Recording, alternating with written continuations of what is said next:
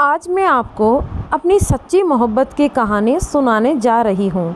अगर मोहब्बत सच्ची हो और दिल से की जाए तो भगवान भी हमारा साथ देते हैं। मेरी माँ ने मेरी शादी एक 17 साल के लड़के से ज़बरदस्ती तय कर दी, लेकिन मैंने भी सोच लिया था कि मैं इस बच्चे को बेहोशी की दवा देकर रोज़ अपने आशिक को बुला लिया करूँगी। लेकिन इस तरह मेरे पैरों तले से ज़मीन निकल गई जब मेरे कमरे में आते ही उसने, मोहब्बत हर किसी के नसीब में नहीं होती। यह भी कहा जाता है कि मोहब्बत कोई आम चीज़ नहीं होती जो हर इंसान को मिल जाए।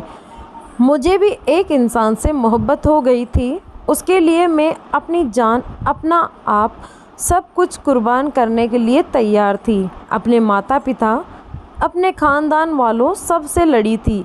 अपने माँ बाप को यह सब बताने के बाद मैं उनकी नज़रों में गिर चुकी थी, लेकिन मुझे पता था कि मेरी मोहब्बत मेरे दिल में भगवान ने डाली है। अगर भगवान ने इसको मेरे नसीब में लिखा है तो यह मुझे मिल जाएगा, और अगर यह मुझे नहीं मिला तो भगवान ने इसे मेरे नसीब में लिखा ही नहीं है।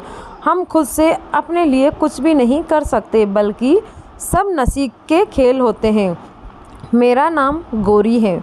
हम 4 बहन भाई थे। मुझे अपनी ज़िंदगी में मोहब्बत के सिवा कुछ भी नहीं चाहिए था। मैं एक गरीब घर की लड़की थी, जहां एक वक्त का खाना खाने के बाद दूसरे वक्त का खाना खाने के लिए मेहनत करनी पड़ती थी। हमारा घर भी बहुत छोटा था और वह काफ़ी टूटा हुआ था, लेकिन मेरे पिताजी को कोई परवाह नहीं थी। हमारे साथ हमारी चाची भी रहती। मेरी माँ और मेरी चाची ने आए दिन झगड़े होते रहते थे। ना कभी मेरी माँ और चाची की बनी और ना ही कभी हम बहन भाइयों की। हमारी चाची के बच्चों से बनी। मेरी बड़ी बहन की शादी की उम्र हो चुकी है। वह रिश्ते तो आते थे, लेकिन सबको ढेर सारा दहेज चाहिए होता था।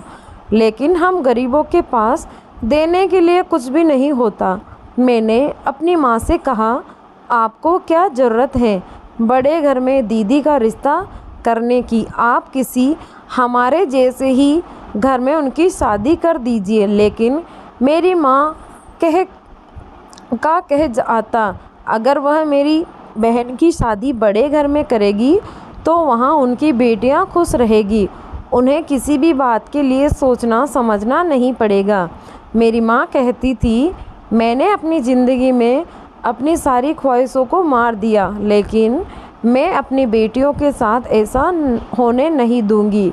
मैं अभी पढ़ रही थी और साथ में कुछ बच्चों को ट्यूशन में पढ़ाती थी। उसी समय मुझे एक लड़के से मोहब्बत हो गई और वह मेरे घर पर रिश्ता लेकर आ गया, लेकिन मेरे माँ ने उसको मना कर दिया। मैंने बहुत कोशिश की अपने घर वालों को समझाने की, पर उन्होंने मुझे धमकियां देना शुरू कर दी। मजबूर होकर मैं उस लड़के से कहा कि जिससे मैं मोहब्बत करती थी, हम भागकर शादी कर लेते हैं। पर उसने मुझसे कहा, तुम एक शरीफ घर की लड़की हो, ऐसी बात तो तुम्हें अपनी ज़बान पर भी नहीं लानी चाहिए। अगर भगवान ने हमारा मिलन लिखा होगा तो यह दुनिया कितनी भी हमें जुदा करने की कोशिश कर ले, हम मिलकर ही रहेंगे, लेकिन हम कोई गलत कदम नहीं उठाएंगे। तुम हमेशा वही करना जो तुम्हारे माता पिता चाहे, उनकी इज्जत को नीलाम मत करना। मैं दिन रात भगवान से उस लड़के के लिए दुआ करती। तभी एक दिन मेरी माँ ने अचानक मेरी शादी एक 17 साल के लड़के से ज़बरदस्ती तय कर दी। लेकिन मैंने भी सोच लिया था कि मैं इस कम उम्र के लड़के को रोज़ाना बेहोशी की दवा देकर अपने आशिक को बुला लिया करूँगी। लेकिन उस समय मेरे पैरों तले से ज़मीन निकल गई। जब कमरे में आते ही मैंने उस बच्चे को देखा, मैं बहुत घबरा गई थी, क्योंकि कमरे में वह लड़का नहीं आया था जिससे मेरी माँ ने मेरी शादी की थी, बल्कि मेरे कमरे में वह लड़का आया था जिससे मैं मोहब्बत करती थी। मैंने उससे कहा, मनीष तुम यहाँ क्यों आए?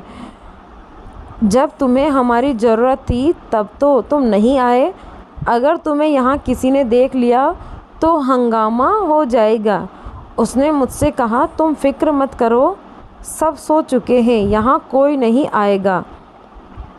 फिर वह मेरी तरफ मोहब्बत से देखने लगा और कहने लगा, आज मैं तुम्हें अपनी ज़िंदगी के बारे में बताता हूँ। मैं भी उसकी तरफ देखने लगी। एक तरफ जहाँ मुझे खुशी हो रही थी, अफसोस भी हो रहा था। उसकी आंखें सुर्ख थी। मैंने उससे कहा, मैं तुम्हें पहले ही बता चुकी थी, अगर मैं यह शादी ना करती तो मेरी माँ मर जाती। मेरी माँ ने ज़बरदस्ती मेरी शादी इस लड़के से कर दी, वरना भगवान जानता है कि मैं तुमसे कितनी मोहब्बत करती हूँ। अगर आज भी तुम मुझसे कहो तो मैं तुम्हारे साथ जाने के लिए तैयार हूँ। तुम मुझे ऐसी नज़रों से मत देखो, मैं बेवफा नहीं हूँ। मैं अपने घर वालों के आगे मजबूर थी। अगर मैं उनका कहना नहीं मानती तो सब कुछ बर्बाद हो जाता। मुझे अपनी बहनों की खातिर यह शादी करनी पड़ी। अगर मैं ऐसा नहीं करती तो मेरी तीनों बहनें कुंवारी रह जाती। मैंने सुना है मेरे माँ बाप को मेरी ससुराल वालों ने बहुत सारा पैसा दिया है, जिससे वह मेरी बहनों की भी शादी कर सकते हैं। लेकिन तुम जानते हो कि मुझे पैसा नहीं, सिर्फ तुम्हारी मोहब्बत चाहिए थी। तो मुझे इतने सालों से जानते हो, मैं ऐसी लड़की नहीं हूँ जो दौलत के लालच में आकर तुम्हें धोखा दे देती। मैं बहुत ज़्यादा रो रही थी क्योंकि मैं अपने प्यार को खो चुकी थी और अपने प्यार को खो देना कोई आसान बात नहीं थी। मैं बिल्कुल टूट चुकी थी। मनीष ने मुझे एक ऐसा सच बताया जिससे सुनकर मुझे यकीन नहीं आया। मैं हैरत भरी नज़रों से उसे देखने लगी। उसने मुझसे कहा कि जो मैं तुम्हें बता रहा हूँ सब सच है। मैं ही तुम्हारा पति हूँ, तुम्हारी शादी मुझसे ही हुई है। मैं तो यह सब सुनकर शॉक्ड हो गई कि भला यह सब कैसे हुआ। मनीष जो मेरा पति था, उसने मुझे बताया, यह लंबी कहानी है। जब मैं 5 साल का था तो मेरी माँ मुझे छोड़कर चली गई थी। मेरी माँ और पिताजी की कभी आपस में नहीं बनी। मेरे बचपन से ही दोनों को लड़ते देखा। मैं अपनी माँ के लिए बहुत रोता था, उन्हें बहुत याद करता था, लेकिन उन्हें मेरी कोई फिक्र नहीं थी। पिताजी मुझसे कहते थे, तुम्हारी माँ को तुम्हारी कोई फिक्र नहीं है, तुम उसके लिए रोया मत करो। अगर उसे तुम्हारी ज़रूरत होती तो वह कभी भी तुम्हें छोड़कर नहीं जाती। कुछ समय बाद ही माँ ने पिताजी से डिवोर्स ले ली और वह हमेशा के लिए मुझे छोड़कर चली गई। माँ ने एक बार भी मुझे अपने साथ ले जाने के बारे में नहीं कहा था। पिताजी को बोला कि तुम्हारा बेटा है, तुम भी इसे संभालो, मुझे इसकी ज़रूरत नहीं है। यह बड़े होकर तुम्हारी तरह ही निकलेगा, जिसे औरतों की आज़ादी बर्दाश्त नहीं होती। माँ की यह बात सुनकर मुझे बहुत ज़्यादा रोना आया। कभी कभी माँ मुझे फ़ोन करती बात करने के लिए, लेकिन मैं उनसे बात नहीं करता था। फिर एक दिन मुझे पिताजी ने बताया, तुम्हारी माँ ने दूसरी शादी कर ली है और जिससे शादी की है वह आदमी करोड़पति है। वह उसी के साथ लंदन में शिफ्ट हो गई है। अब तुम ऐसी औरतों के लिए बिल्कुल भी मत रोना जिसके लिए पैसा ही सब कुछ है। उस औरत को तुम्हारी फिक्र नहीं है। अब हमारे घर में तेरी बुआ अपने पति और बच्चों के साथ आकर रहने लगी। पिताजी को भी उनके आने पर कोई एतराज़ नहीं था। मुझे उन लोगों का हमारे घर आना अच्छा नहीं लगा। अब मुझे अकेले रहना पसंद था। मैं अब नहीं चाहता था मेरे घर में कोई और शोर शराबा हो। समय के साथ साथ मेरे पिताजी के कारोबार में भी तरक्की हो रही थी और हमारा स्टेटस भी चेंज हो गया। जिस दौलत के लिए मेरी माँ मुझे छोड़कर गई थी, पिताजी ने दिन रात मेहनत करके सब कुछ कमा लिया था। मैं कॉलेज से आता तो सीधा अपने कमरे में चला जाता। मेरे पीछे पीछे मेरी बुआ मेरे लिए खाना लेकर आती और कभी कभी उनकी बेटी भी मेरे पास आकर बैठ जाती थी। तब मैं बहुत छोटा था, लेकिन मुझे मेरी बुआ का कमरे में आना अच्छा नहीं लगता था। इसीलिए मैंने उनसे एक दिन मना कर दिया, लेकिन मेरी बुआ ने मुझसे कहा, तुम्हारी माँ तो दूसरी शादी करके विदेश चली गई है, अब तुम्हें तो किसी ना किसी को संभालना ही होगा। मैं तो सिर्फ तुम्हारी खातिर ही इस घर में आई हूँ, वरना आज के समय में कौन किसी का सोचता है। उनकी बात सुनकर मैं खामोश हो गया। पिताजी ने भी अभी तक दूसरी शादी नहीं की थी। मैं अपने पिताजी से कहता कि आप दूसरी शादी कर लीजिए, तो वह मुझसे कहते कि मुझे औरत जात पर भरोसा नहीं करना। पिताजी की यह बात सुनकर मैं खुश हो जाता और सोचने लगता कि पिताजी मेरे खातिर दूसरी शादी नहीं कर रहे हैं। शायद पिताजी मेरा प्यार बांटा नहीं चाहते। कुछ साल गुजरे थे तो मेरे पिताजी ने दूसरी शादी कर ली। जब मैं बड़ा हो गया था और कॉलेज जाने लगा था, जब मैं कॉलेज से घर आया तो मैंने देखा कि मेरे पिताजी दूल्हा बन बैठे। उनके गले में हार पड़े थे और उनकी बराबर में एक औरत बैठी थी। मेरी बुआ मुंह बनाए खड़ी थी और उनके पति का मूड भी कुछ अच्छा नहीं था। पिताजी ने मुझसे कहा कि देखो, तुम कहते थे ना बेटा कि दूसरी शादी कर लो, तो आज मैंने दूसरी शादी कर ली।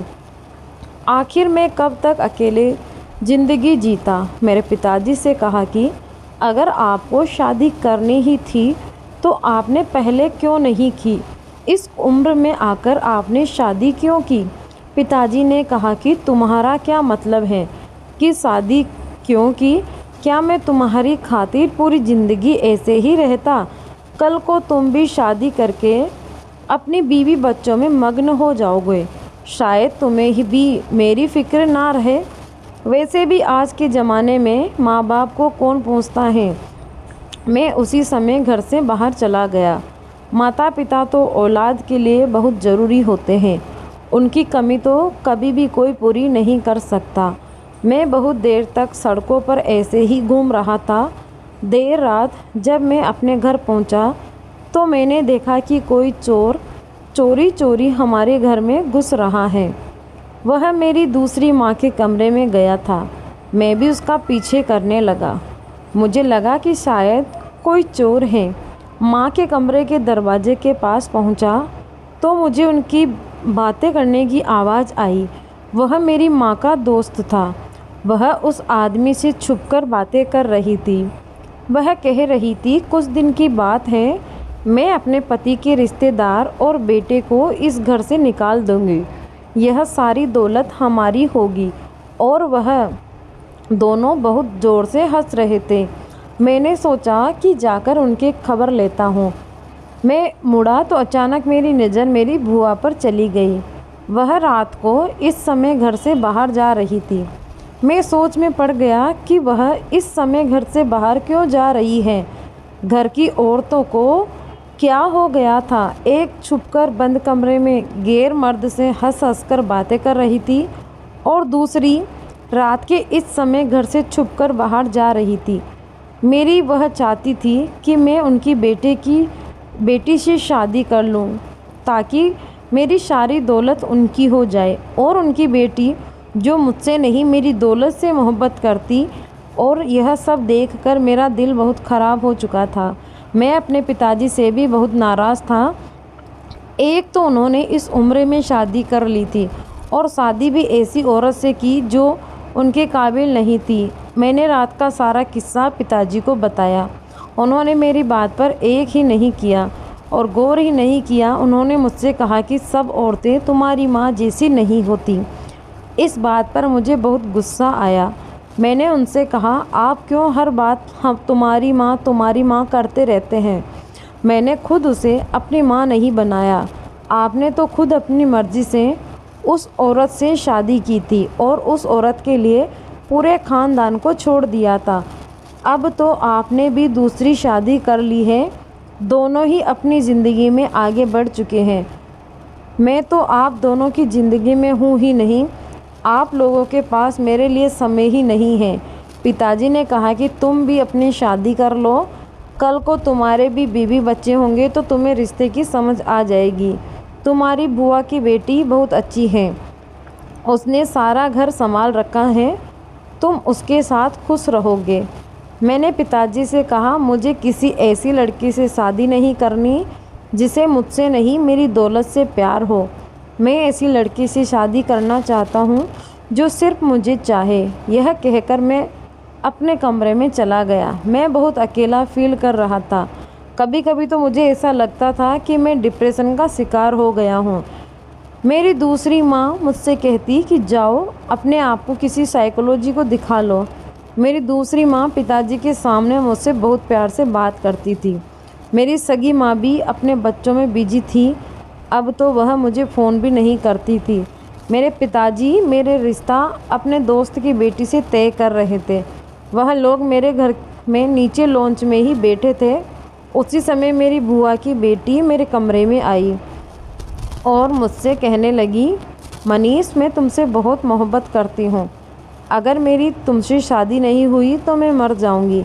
प्लीज़ मुझसे शादी कर लो। यह सुनकर मैंने उससे कहा, ठीक है, मैं तुमसे शादी करने के लिए तैयार हूँ, लेकिन हम यह घर बाहर छोड़कर चले जाएंगे।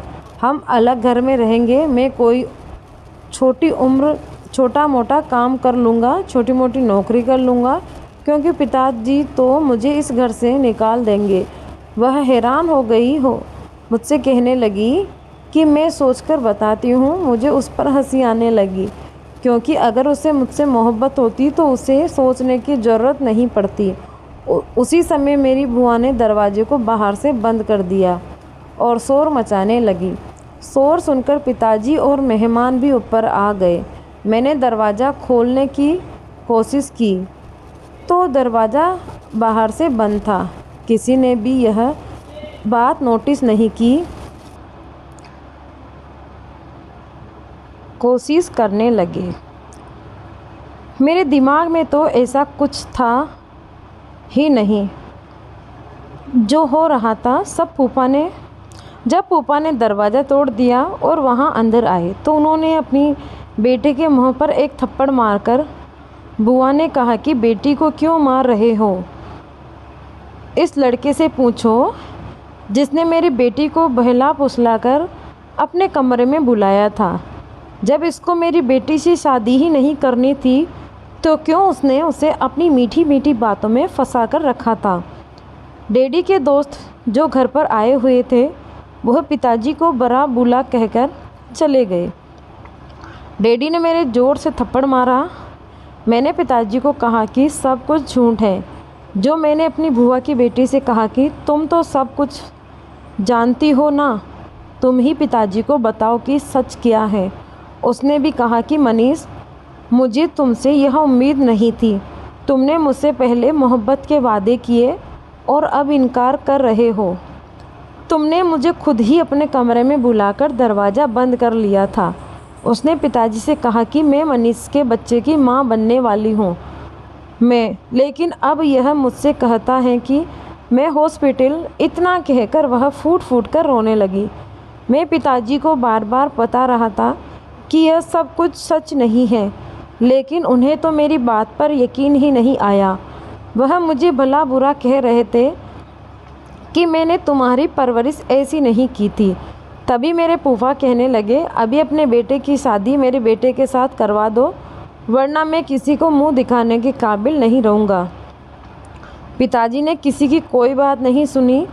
वह मुझे धक्के मारकर घर से निकालने लगे। उन्हें मेरी आंखों में सच्चाई नहीं दिखाई दे रही थी, जबकि वह मुझे अच्छे से जानते थे कि मुझे औरतों से कितना नफ़रत है। मैं तो शादी भी नहीं करना चाहता था। डैडी के जिद करने पर भी मैं उनसे कहता कि मैं इस लड़की से शादी नहीं करूँगा। मैं ऐसी लड़की से शादी करूँगा जो सिर्फ मुझसे मोहब्बत करती हो, मेरी दौलत से नहीं। उस रात मैं खाली हाथ अपने घर से हमेशा के लिए निकल गया था। मुझे नहीं पता था कि मुझे कहाँ जाना है। मेरा कोई दोस्त भी नहीं था जिसके पास मैं चला जाता। थक कर मैं वहीं सड़क पर बैठा था और सोचने लगा कि पता नहीं भगवान ने मेरी किस्मत में क्या लिखा है। मुझे अपने पिताजी का बदलता हुआ अंदाज देखकर बहुत अफसोस हुआ था। मैं अपने पिताजी से बहुत मोहब्बत करता था, पर उन्होंने मेरी बात पर यकीन नहीं किया। और अपने ही सगे बेटे को धक्के मारकर घर से बाहर निकाल दिया। मैं गुस्से में घर से ऐसे ही निकल आया था। मेरे पास पैसे भी नहीं थे। मैं वहीं सड़क के किनारे एक बेंच पर लेटे लेटे सो गया। सुबह ट्रैफिक की आवाज़ से मेरी आँख खुली। बच्चे अपनी माँ के साथ स्कूल जा रहे थे। मैं सोचने लगा कि मेरी माँ भी ऐसे ही मुझे स्कूल छोड़ने जाती होगी, लेकिन मेरी माँ तो मुझे बहुत छोटी उम्र में ही छोड़कर चली गई थी। मुझे बचपन से ही अपनी माँ का प्यार नहीं मिला था। काश मेरी माँ भी मुझे ऐसे ही स्कूल छोड़ने जाती, मेरे पीछे पीछे भागती। यह सब कुछ सोचकर मेरी आंखें नम होने लगी थी। अचानक मैंने इधर उधर देखा तो मैं अपने घर से बहुत दूर निकल आया था। मैं अपने साथ कुछ नहीं लेकर आया था। मेरा मोबाइल भी घर पर ही रह गया था। मैं अपने गले में एक चेन पहने हुए था। उसको बेचकर मैं एक होटल में खाना खाने चला गया। खाना खाने के बाद जब मैंने अपनी जेब से पैसे निकाले तो मेरी जेब में पैसे नहीं थे। मैंने खुद अपनी जेब में पैसे रखे थे। वेटर मुझे ऊपर से नीचे, सर से पाँव तक घूर रहा था। मुझे वहाँ सब लोगों के सामने बहुत शर्मिंदगी हो रही थी। शोर सुनकर एक लड़की आई और उसने मेरे पैसे दे दिए। मैं उस वेटर से कह रहा था कि मेरे पैसे चोरी हो गए, लेकिन वह मेरी बात मानने को तैयार ही नहीं था। उस लड़की ने मेरा बिल दिया और जाने लगी। मैं भी उसके पीछे चला गया और उस लड़की से पूछा कि तुमने मेरे पैसे क्यों दिए। वह कहने लगी, इंसानियत के नाते मुझे तुम एक शरीफ लड़के लगे, इसीलिए मैंने तुम्हारे पैसे दे दिए। मैंने उस लड़की से कहा कि मुझे अपना नंबर दे दो, मैं तुम्हें तुम्हारे पैसे जल्दी वापस कर दूंगा। लेकिन उस लड़की ने कहा, मैंने इंसानियत के नाते तुम्हारी मदद की है और मुझे अपने पैसे वापस नहीं चाहिए। वैसे भी आज मुझे मेरी पहली तनख्वाह मिली थी। मैं अपनी पसंद का खाना खाना चाहती थी। तुम क्या जानो, मेहनत से पैसे कमाना आसान नहीं होता। उसने मुझे अपना नंबर नहीं दिया और वहाँ से चली गई। 2-3 दिन बाद मैं ऐसे ही सड़कों पर इधर उधर घूम रहा था। कुछ दिनों बाद फिर मुझे वह लड़की मिली। मैंने उससे कहा, अब मैं तुम्हारे पैसे वापस कर दूंगा क्योंकि मुझे एक दुकान पर नौकरी मिल गई है। लेकिन उसने मुझसे कहा कि मुझे पैसों की ज़रूरत नहीं है। मुझे वह लड़की बहुत अच्छी लगने लगी थी। मैंने सोच लिया था कि अगर मैं शादी करूंगा तो इस लड़की से ही कर लूँगा। मैं उसका पीछा करने लगा। वह लड़की एक मोहल्ले में रहती थी। अब मैं रोज़ ही उस लड़की के घर के पास जाकर खड़ा हो जाता। उसके घर से लड़ाई की आवाज़ आती रहती थी। मुझे अपनी माँ के पास जिस लड़की से मोहब्बत हुई थी वह लड़की प्रियंका थी। पिताजी ने मुझे ढूंढ लिया और घर वापस ले गए। मैंने पिताजी से कहा दिया कि मैं प्रियंका से शादी करना चाहता हूँ। मैंने डैडी से कहा कि तुम्हारे साथ जो कुछ भी हुआ मैं सब कुछ जान चुका हूँ। मैंने तुम्हारे ऊपर हाथ उठाया और तुम्हें गलत समझा। मुझे ऐसा नहीं करना चाहिए था। तुम्हारी बुआ और फूफा इतना गिर सकते हैं मैं सोच भी नहीं सकता था। उन्होंने सब कुछ जानबूझकर किया और मैं अपने किए पर बहुत शर्मिंदा हूँ। एक बार फिर मुझे एक औरत ने धोखा दिया।